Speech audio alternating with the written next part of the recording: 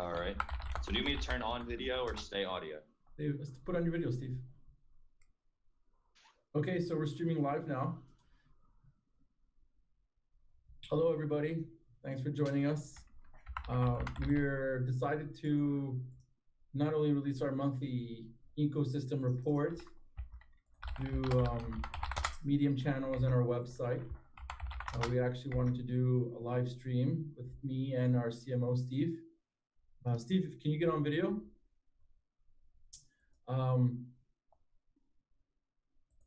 Okay. So anyway, so just wanted to, kind of go over all of the stuff that we've been working on. I actually just came back from Romania. It's been a very long and very interesting month, but a lot of exciting things are happening. So really, really happy about what's going on. So anyway, so I'll have Steve take it over. He has a lot to go over with all of the stuff that's being released on the ecosystem report. And that's pretty much it from on my side. I'll chime in every once in a while. We'll take questions at the end. Okay? Thanks. Steve? All right. So, yeah, I'm having a little video trouble, so the internet's not too good. So I'm just going to go audio here. So hi, everybody. I'm going to just start by introducing myself. My name is Steve Stanfield. I'm Chief Marketing Officer here at TokenPay. I came on board in February of this year. I've been in the digital marketing. Derek actually stole me from one of the largest cross-channel digital marketing companies here in the US. So I've been pretty much working behind the scenes here at TokenPay. It's been a really rewarding experience. But really, guys, we're just getting started here. We have a lot planned. It's been a lot of work, but that's just life at a startup. There's been so many 16-hour days, and that's just what it takes for us to build a successful business. We set the bar really high for ourselves. We do these monthly ecosystem reports to keep you guys informed on our progress, our plans. But we wanted to do something more. So we're gonna be having these monthly updates live here on our YouTube channel, where we can answer more of your questions you might be having, as well as better explain what's going on behind the scenes. So first, we're gonna go over what we've done this month, and then we're gonna open it up for Q&A. So Ruben's gonna be monitoring the chat. You can leave your questions there, and when we're done, then we'll get to what we can. So first, merchant integrations. It's been a fantastic month for onboarding merchants.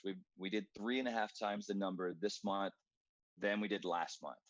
We did 21 new merchants this month. So that brings us to about 30 merchants right now accepting TokenPay. Now this is going to keep growing exponentially as we gain more and more momentum, especially once our new merchant processing platform is finished in Q4. And we haven't even started any official marketing or paid advertising yet. It's all been by word of mouth and referrals from our community. And to me, that's just amazing. If we can continue at that level of growth, we could hit 6 figures in 6 months. That's quite a goal to reach for, but personally, I'm not afraid of that challenge. So we're going to be focusing heavily on onboarding merchants going forward, because that's what drives our main goal, which is mass adoption of crypto. So everything we're doing with our ecosystem ties back to this initiative. So we want people to use TPAY. In order for that to happen, merchants have to accept TPAY. But merchants, they're only going to accept TPAY if they have a way to convert it to fiat. And so merchants, they have bills to pay. They have salaries, suppliers, and most of these guys, they don't accept crypto. So in order to do those fiat conversions, we have to use centralized platforms. So we're signed up with 2 top exchanges by reported daily trading volume on CoinMarketCap. So we have Coinbean and BitForex.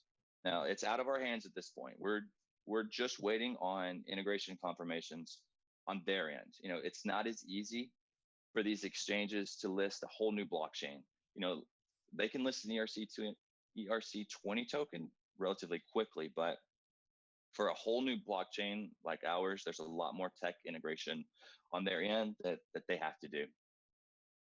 Now, we're doing these integrations with these other exchanges to provide the liquidity and the trading volume that our merchants need.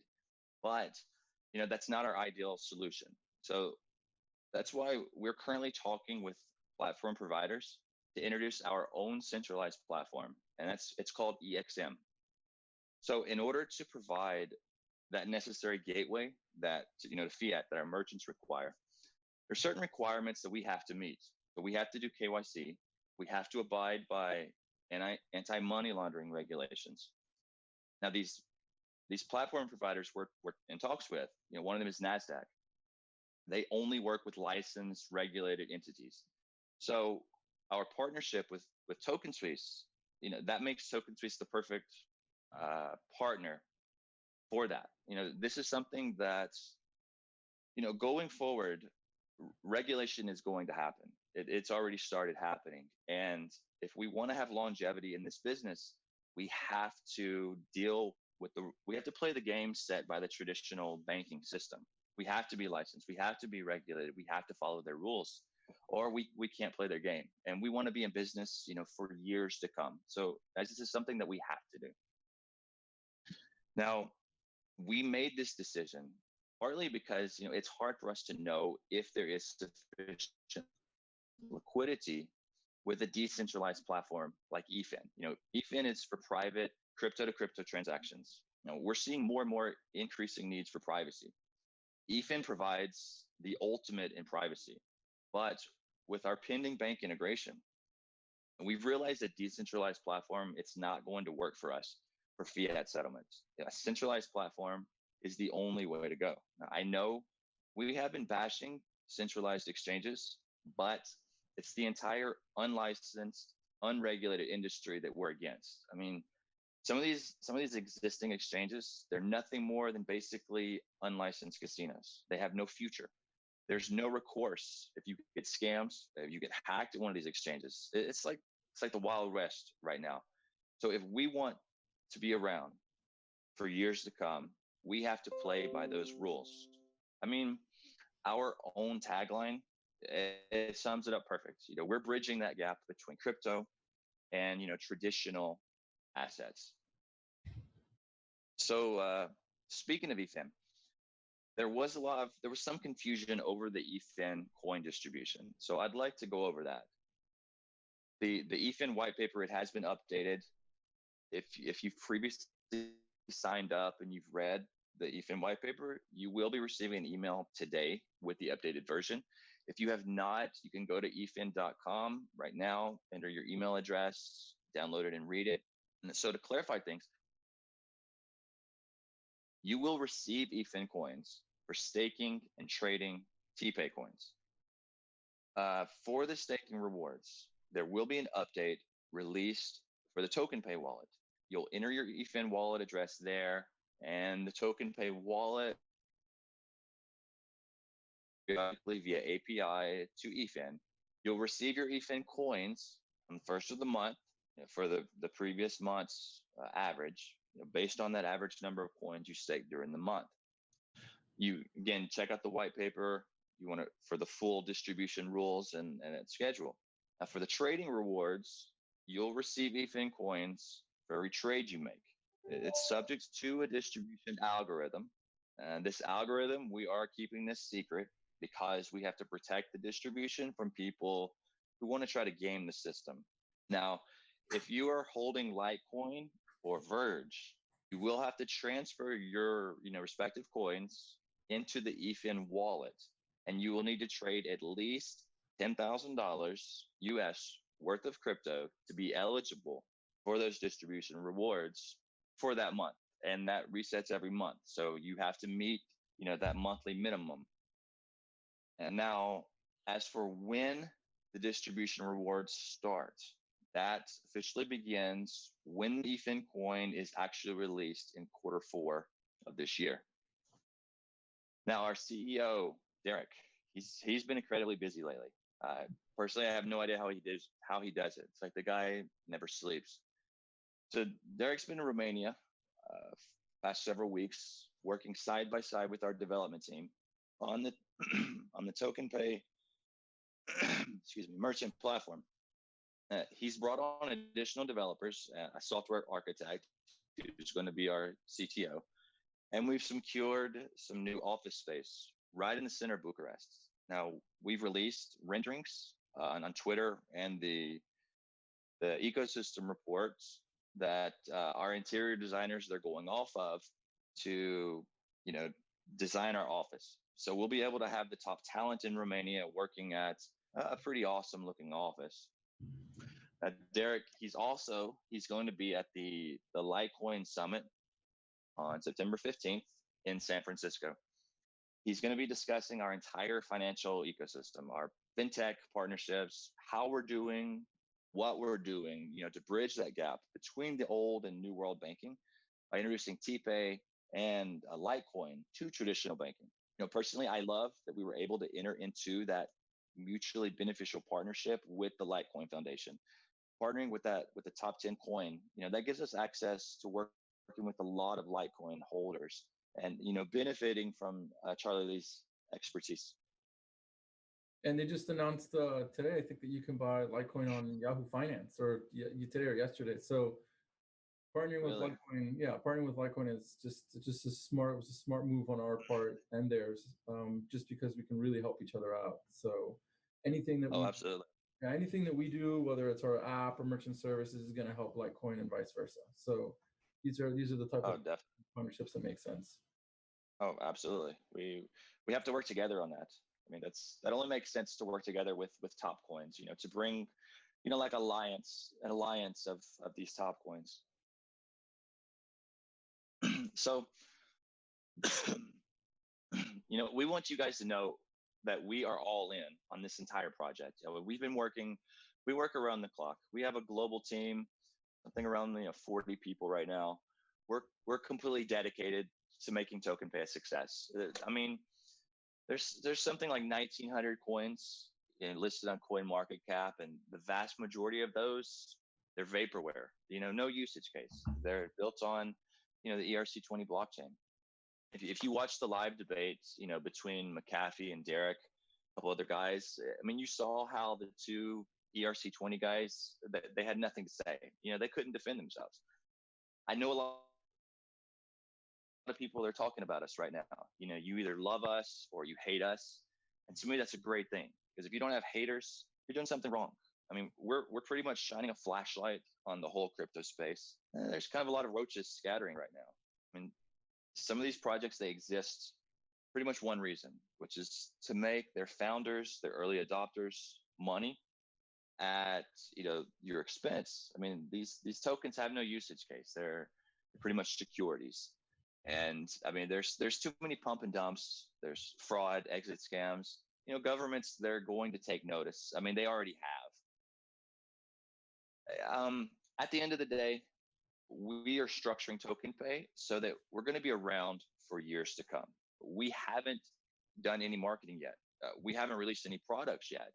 So right now, we're trying to set ourselves apart from everybody else. Regulation is coming. I mean, it's already started. We cannot fight that. We have to play by the banking system's rules if we want to succeed. And like I said, we are all in. We're working continuously on our various ecosystem projects. And you guys are going to be seeing a lot more from us in Q4 of this year. The really good stuff is coming Q1, Q2 of next year. Lastly, I know there's been some grumbling going on lately about the TokenPay price drop due to some large purchases made with TokenPay and the seller having to sell it off.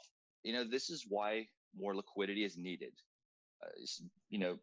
We need more trading volume, so we don't see these drastic fluctuations in price. I mean, volatility, it's not a good thing for merchants.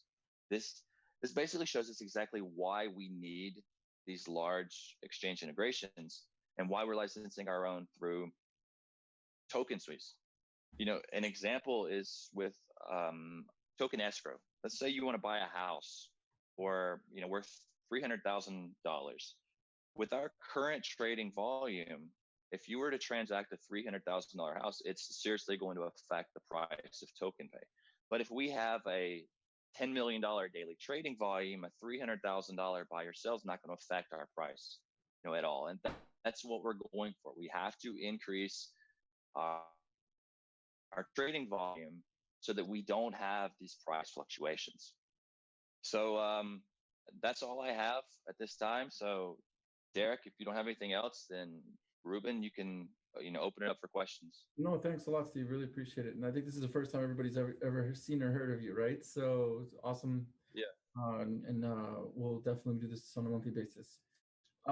Okay, great. So let's get our first question. What's your approach or goal strategy for the Litecoin Summit in San Francisco? Very good question. Actually, the Litecoin Summit is officially the first time that we have been invited to speak at an actual conference that's going to allow us to be talking and marketing to people for the first time ever. So I've got several goals, which is basically to expose everybody to what TokenPay is doing, what's the whole purpose of this bank deal and partnership with Litecoin, and also explain to the world all of the things that we're planning on building. And there will be full presentation explaining what's going on with some videos and animations of some of the applications that we've already been building and designing, etc. So, and the fourth thing is there's definitely a lot of people there that I've never met before, that I've never even heard of, and vice versa. So I'd like to, meet up with like the CEO of RSK Labs because we want to, incorporate RSK smart contracts in our blockchain sometime next year. There's people from Gemini, there's people from Coinbase, there's people from all over that are going to be there. And it's a great opportunity for us to network and start meeting with all these people that are going to be around for many, many, many, many years. So being there definitely helps us out in the short term, medium term, and long term. So really, really looking forward to it. And what I like about the Litecoin Summit and what I like the way that Charlie has been bringing in speakers is there's not a lot of token sale, ICO peddling bullshit. They're very or more technical oriented people that are going to be attending the conference, and that's definitely something that I'm more interested in anyway. I try to shy away from conferences mainly because I see a lot of them as money grabs from token sales trying to come in and trying to meet potential buyers. But to me, it's about tech and adoption. And for this one, we're going to meet all these people that are doing real things. And it's in San Francisco. It's really close to Silicon Valley. A lot of tech people are starting to move from Silicon Valley to the blockchain space. So really excited, really, really excited. I'll be there from the 12th of September to the 16th. So if you want to meet up with me, maybe we'll have some dinner or have some drinks or somewhere. Just let me know and we'll do something. Okay. Never did anything in the States. Might as well just do something a little small in San Francisco. Second question, why aren't we in big exchanges like the top 5? Very good question. Some of them decide that they do not want to work with us. Some of them are too expensive to list. Some of them are going through internal problems. So on our side, we do not want to pay for expensive listings. That is not our objective. We think that paying 60 Bitcoin, 100 Bitcoin, 300 Bitcoin just to be listed on exchange is absolutely silly. That Bitcoin could be used to paying for developers and paying for applications. This is really, really important for us. We believe that once we start building all the things, we start creating demand that with the use of our applications, then basically we don't really need to be listed on those exchanges when we have our own. So I'll give you an example. The vision I have with, for example, this mobile app is that there's no excuse from any merchant or any consumer or anybody in the world that they cannot have access to crypto. So the goal of the app that we're planning on launching sometime this year, and there's going to be versions of it. It's going to be rolled out over stages. So it's not all going to be rolled out at the same time, but the ability for a consumer to be able to purchase TokenPay immediately with a credit card, the ability for a consumer to convert from Bitcoin to TokenPay immediately, just like Shapeshift does, but on a mobile version, the ability for a merchant to be able to sign up to the mobile app, create a merchant account, verify it, and be able to start accepting transactions immediately. So if, for example, somebody walks into a store and says, hey, I'd like to accept, I'd like to pay with TokenPay, maybe that business owner says, you know what, that's actually pretty cool. What is this? They learn, for whatever, within 5 minutes, 10 minutes, they download the app, apply, and already start receiving TokenPay coins. And the merchant will have 4 options. The 4 options will be to be able to accept TokenPay and receive TokenPay in their mobile wallet or any wallet that they choose. That's a no custody solution. The second option is we allow the merchant to accept TokenPay or Bitcoin and convert it to TokenPay or any other asset that they're interested in. The third option is the ability to convert or receive TokenPay, for example, and receive or convert it automatically to a stable coin, kind of like a Tether, or the version of a stable coin that's going to be out there, or potentially ours. We actually are in talks to see how we can create our own stable coin, which that's the best way to do it, especially since we know it's going to be backed by financial institutions. And the fourth option is that the merchant receives the crypto and automatically converts it to fiat, and we automatically deposit into their bank account or potentially in this German bank. So there's no excuses. The goal is that any consumer, any merchant in the world can integrate and use our systems within minutes and be able to start receiving. Merchants right now are still very, very hesitant to receive crypto. They don't like the volatility. If they saw that Bitcoin stayed within a 5 to 10, even 15% range within a year, then they would be more acceptable or more amendable to be able to include that into your system. But when you have price fluctuations of 90% within a 6-month, 9-month period that we just experienced from December to now, it really, really scares a lot of vendors. So like I said, I mean, once we get the ball rolling and we have all of those all that infrastructure in place, then we can go to companies that have hundreds of millions of dollars in revenue, and they don't have an excuse. They really have no excuse. And the reality is there's plenty of countries that are interested in doing this, and businesses in countries, for example, in Romania, in Turkey, where they, some of them don't have really stable currencies, right? Turkish lira would basically depreciate about 40-something%, and the amount of transaction volume with Bitcoin is just amazing. So a lot of businesses will start to slowly accept Bitcoin. I mean, you're looking at Venezuela right now, where coin payments basically said that a large percentage of the actual merchants that signed up on their system were actually transacting Bitcoin. So it goes to show that there's a lot of opportunities, especially when currencies start to have these wild fluctuations. Even though they're stable currencies, some of them are not. And those are opportunities for us. Those are not, there's not reasons for us to be scared. Okay, so what is the difference between EXM and Loco coin?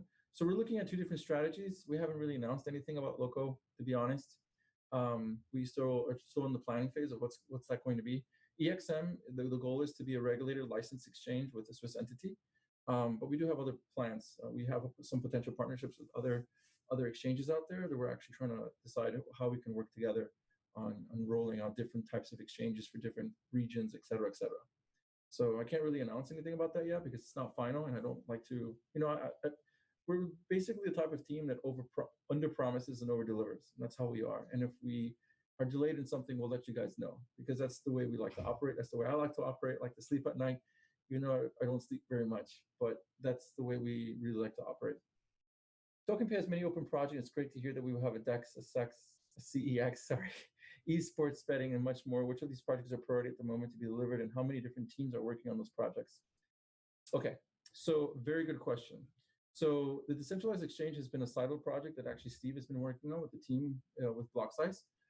So a lot of the projects that we have, we've actually siloed off, and we have basically CEOs/owners that are involved. So basically every week I have meetings with everybody, see what's going on, what's progress. Everybody has to complete a Gantt chart. So basically knowing what's going on, what's the pipeline, what are the tasks, any help that they need, whether it's financial resources, technical resources, planning resources, whatever it is. Well, my job is to help them out in any way that I can. So for example, eFin, eFin's been working on it for months. So we're looking obviously the fourth quarter to release it. So I'll have a meeting with the block size team as well as Steve, and we'll go through everything, what's going on, what's missing, what tests we have to do, etc. And then basically Steve and Carlos, who's the CEO of block size, is running that. Then we have, for example, the gambling. So the gambling has been siloed into another kind of division. That division is a guy named Pablo, which you've seen previously some posts. So we have an agreement between us and Pablo's corporation, which we acquired large chunk of that corporation. In return, the way it works is Pablo's in charge of setting up all of this for us. So he's in charge of doing crypto bet, doing token gaming, and doing esports. They're all part of the whole gambling kind of division. So Pablo's basically the CEO of that division. We basically just weekly have meetings with him, monitor what's going on. Merchant services platform, basically I'm the one that's very hands-on on that, as well as stuff with the bank and the mobile wallet. That's why I was in Romania for about a month. I was originally planning to be there for about 2 weeks, and I realized that there was a lot more stuff that I need to do and work on, recruiting the right people. So it was a very interesting experience. I loved it, actually. Can't wait to go back. I'm actually going back again September 17th to the 30th, and then again in October. So I'm going to be going back pretty frequently. So I'm basically in charge of that, talking to the team on a weekly, if not daily basis, actually seeing what's going on. We have a product manager that's working on that with our CTO now. And our CTO is basically going to be running all of these type of projects. So after merchants, we'll definitely have the mobile wallet come out with the merchants.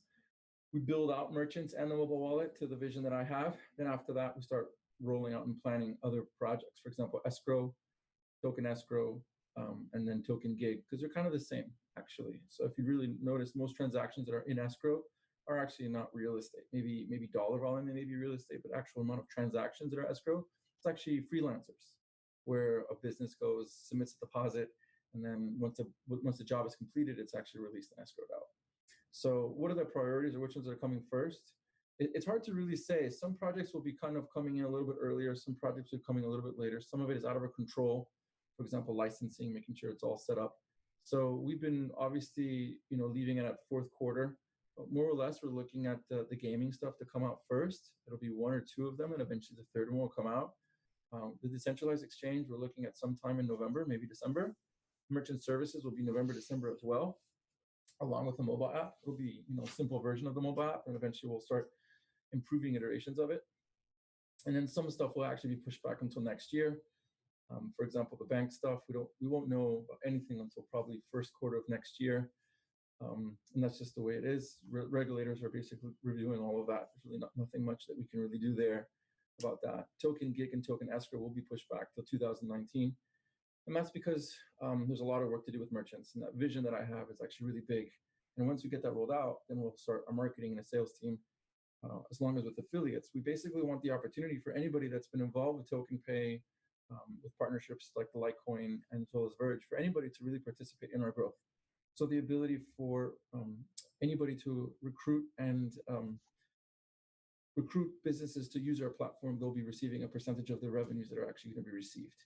So we want to do businesses with everybody. And we realize in order to grow really fast, we need as many affiliates and people to help us, right? So we realized that with the tokens that we did, we actually decentralized aspects of our customer service. It was really impressive. And we decentralized parts of our sales team, which is amazing because we had an affiliate system.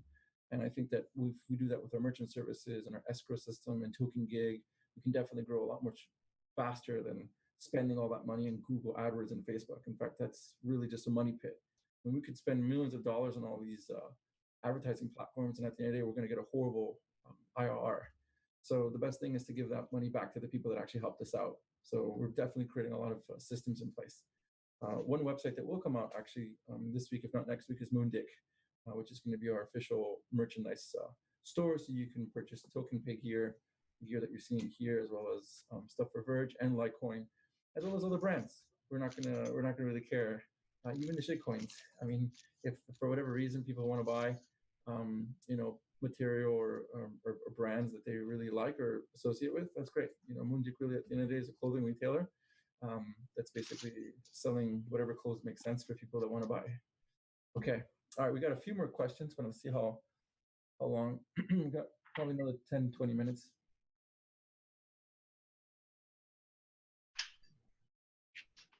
Okay, that's a very good question. What are your thoughts on the projects? Will every other project start? Okay. So basically, the biggest problem with all the projects right now is that everybody's pegged to Bitcoin and the price of Bitcoin. The only way to really separate yourself from the price of Bitcoin is if you start having transactions based on US dollar or some other currency, and basing the actual demand or supply based on what's happening with the transactions over on a US dollar basis versus a Bitcoin basis. It's unfortunate though, we basically have to figure out over time with an exchange platform to be able to kind of push away from that. So it's just the way CoinMarketCap actually reports everything. They do report it based on Bitcoin.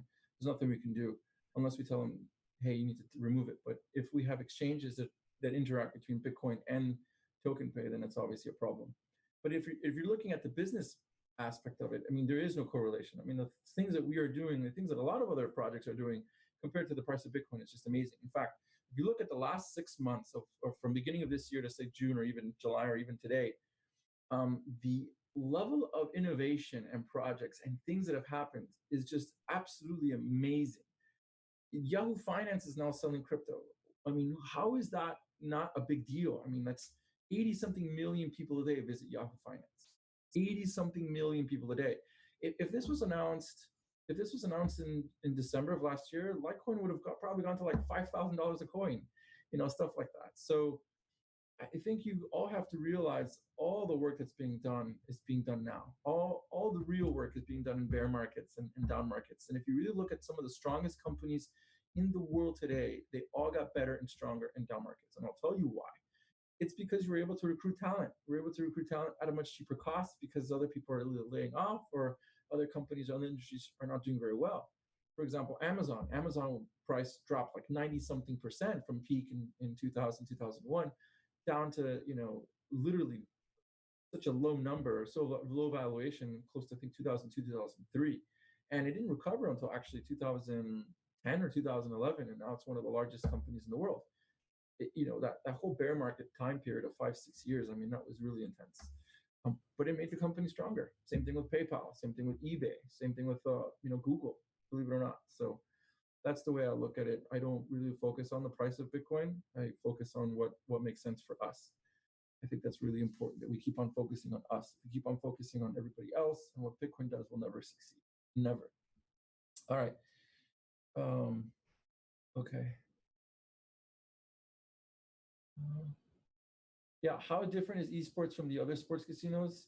That's a very good question. If you want, Steve, you want to enlighten us about a little bit more about that? Steve, are you there? Yes, I'm here. Esports. Are they from other casinos? Okay. Well, guys, what we're working on with the esports,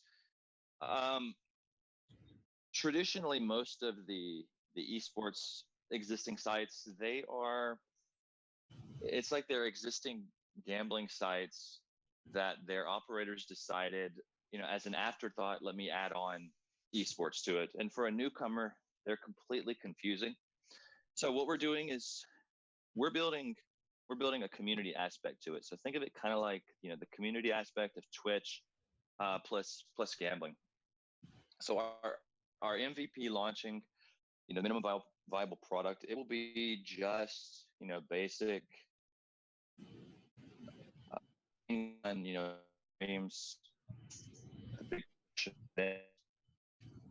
What's planned for 2019, people being able to play against each other, similar to Twitch. Let's say you want to start a Twitch stream and you want to challenge somebody else. But the big part of it is, which isn't being done in the industry right now, is immediate payouts, immediate withdrawals directly to your wallet, after a match is finished. Like right now, if you want to, you place a bet online, the match is, decided whether you win or lose. If you win, you basically have to, ask permission from the website. Hey, will you give me my money now? And with ours, that will be completely automated, handled by a smart contract. So it takes away all of the unknown, from the users. It gives a better user experience by you being able to get your payout directly to your wallet, after every bet that you make. That's scheduled for 2019. Okay, great. Ruben, do we have any more questions? Yes, I see it here. Okay. Yeah, I'd like to know if TokenPay is interested in banking the unbanked in Africa. Are there any potential partners you can see there in regard to bank deal aside from Litecoin? Very good question. There was another couple other questions before. I'll address those. I just saw them now. We'd love to do business with Africa. I have been talking to some people in Africa. However, we cannot spread ourselves too thin. Obviously, you guys know we have a ton of projects, and we definitely need to focus on the core stuff. I think once we have our products launched and we start to improve and definitely move it to the next level, then we can definitely go on a more global scale and start working with banks and potential companies all over the world. I'll give you an example. once we launch this merchant services and once we launch this mobile app, we can actually white label it. We can actually offer this to banks worldwide. So if they're banks that want to be able to incorporate TokenPay into their system and they want to connect to our exchange, we'll be able to do the conversion for their customers, we can do that. So there's a lot of different opportunities here that we're building for the long term, okay, which is eventually going to help TokenPay. Because you can definitely make some stuff default and make some fees in TokenPay. So, if you have tens of thousands of banks that are using a merchant services platform, we tell them that the fee for using a merchant services platform is in TokenPay. That definitely it's more of a use case, right? So imagine a merchant or a bank is basically a customer using a merchant services platform. So there's a lot of opportunities. In regards to regional or geographic regions of where we're going, we've been seeing that there are certain regions of the world that are actually using crypto and or Bitcoin more for the real world use case than other places. We're seeing crypto being used in places like Turkey. We're seeing crypto being used in places like Romania. We're seeing crypto being used in places like Venezuela, Zimbabwe. That's where the real adoption starts. And it's starting to grow, and it's what they call the contagion effect, which eventually starts to spread. And I'll give you an example of why this starts to spread. Let's say you're somebody in Romania and you decide to move to London because for whatever reason, higher salary, other family members, whatever. Well, chances are you still have family back home in Romania and you want to send money back. And in order to kind of do that, you have to go earn your salary, convert it, go to a bank, wire it. Takes a while to wire, stuff like that, convert it, and you'll lose a ton on transaction fees and speed, right? I mean, it'll take maybe 3 to 5 business days to actually receive that wire. But now in Romania, there actually is infrastructure where you can receive Bitcoin in anywhere in the world, send it to your family. That family member can go to a Bitcoin ATM and be able to convert it and take out the cash right then and there. Really fast, really easy, really simple. And it allows people that are in the remittance business, people who are working somewhere else and sending money back. That's a real use case. So we're focusing on Europe right now. That's because where our location is of literally almost all of our operations. We have, the headquarters basically the dev headquarters in Romania. So we're definitely going to be doing a lot of stuff there. And then after that, we're going to do Eastern Europe. And after Eastern Europe, we'll just start doing the West side of Europe. And then from there, once we start growing, we have a really good market share, and we can start going down to Africa and Asia. Okay, then after that, we'll go to other places. So at the end of the day, you have to understand that we are working on a lot of projects, but we have to be really hyper-focused of which market we go after first. And we definitely want to go after the markets that are using crypto for everyday real life uses, not just trading. If we do just trading, we're not going to get the adoption. It's like talking to a wall. So it's really important that we go after the markets that actually make sense. Okay, got a few more questions here. Okay, any update on the privacy coin certificates? And are there already buys going on? Yeah, the answer is yes. We've already had a commitment of more than $1 million already for the privacy coin certificate, and there will be more. There's going to be a lot more marketing that's probably going to happen from TokenSuisse team. We've already been talking to other people as well. We've also been talking to potentially some other influencers in the crypto community that want to create their own custom certificates, which is really amazing. There's also going to be a Verge tracker ticket, and there's also going to be a TokenPay one as well. So we're definitely looking at those opportunities and potentially also a Litecoin one. So there's a lot of different things that we can do, and we're really interested in helping TokenSuisse market those products in any way that we can do legally. We obviously have to follow the rules. Not everybody really can participate. But the good news is that anybody that does participate, they can do so for a minimum of $1,000 to purchase these certificates, which is fantastic. I mean, it's actually lower than some mutual funds. I remember in the 90s when you couldn't really buy, and they eventually lowered the bar and stuff like that. So really, really excited about that. Really, really excited. We think that they can get a lot of people purchasing these certificates.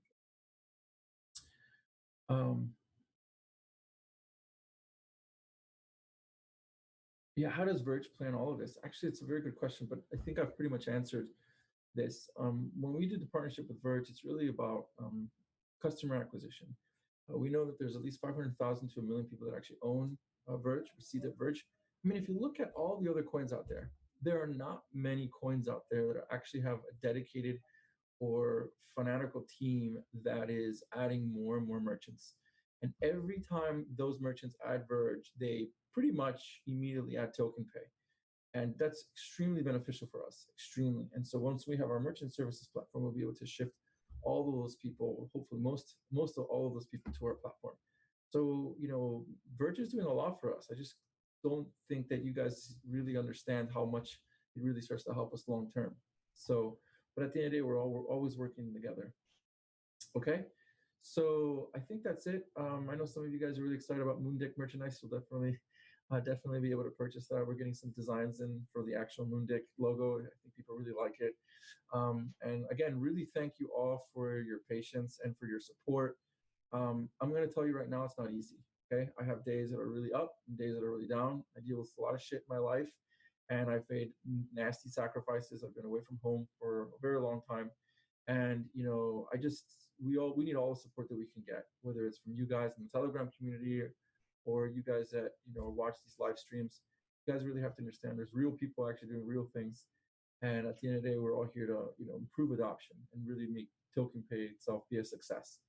And if you have any connections or anybody that that you feel like can help us out, a developer that that can apply, we're going to launch our HR page sometime this week, if not today, if not tomorrow, so you can apply for a job. There's definitely a lot of opportunities with us. And if there's any way that you can help us growing TokenPay, please contact us at team@tokenpay.com. And again, thanks a lot for your support. I guess that's it. All right, guys. Thank you very much. Bye-bye. All right. Thanks, guys. Bye.